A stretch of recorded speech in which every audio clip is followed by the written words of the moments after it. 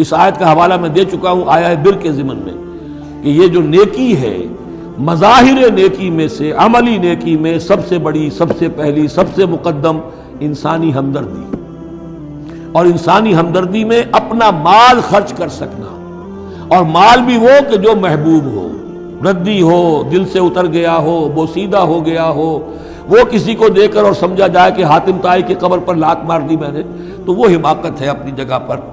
لن تنالوا البر حتى تنفقوا مما تحبون، تم ہرگز نہیں پہنچ سکو گے نیکی کے مقام کو جب تک کہ خرچ نہ کرو اس میں سے جو تمہیں پسند ہے۔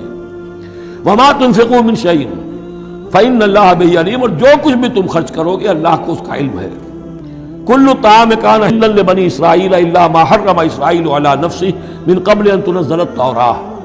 یہ بھی ایک جھگڑا تھا، یہودی کرتے تھے کہ ان کی شریعت میں اونٹ کا گوشت حرام تھا۔ حضور نے آ کر جو حرام چیزوں کا اعلان کیا اس میں اونٹ کا گوشت حرام نہیں ہے۔ ان کا اگر شریعت یہ وہی ہے، اگر شریعت موسوی ہے تو یہ تغیر کیسے ہو گیا؟ اس کی حقیقت بتائی ہے کہ تورات کے نزول سے قبل حضرت یعقوب علیہ السلام کو ذاتی جیسے بات ہوتی ہے کہ شاید ناپسند ہے، انہوں نے اونٹ کا گوشت اپنے اوپر حرام کر لیا تھا۔ جیسے حضور نے اپنی 2 ازواج مطہرات کی دلجوئی کے لیے بعض چیزیں جو حلال تھیں ان کی قسم کھا لی، یا ایھا النبی لما تحرم ما احل اللہ لک تبتغی مرضات ازواجک، یہ چیز ان کے ہاں روایت کے طور پر چلی آ رہی تھی۔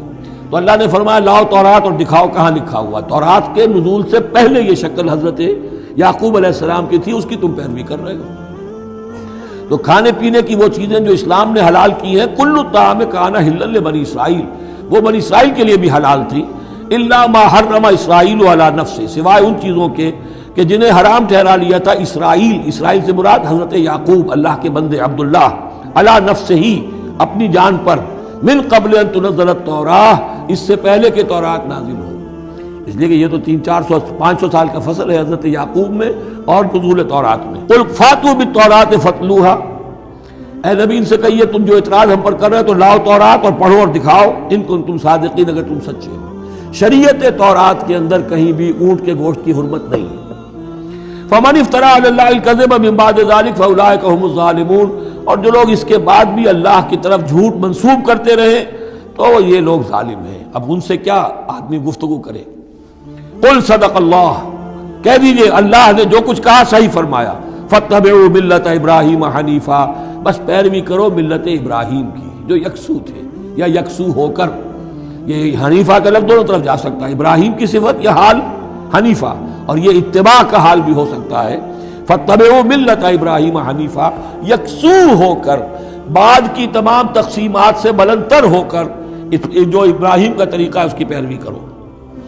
وما کان من المشرکین، اور مشرکین میں سے نہیں تھے۔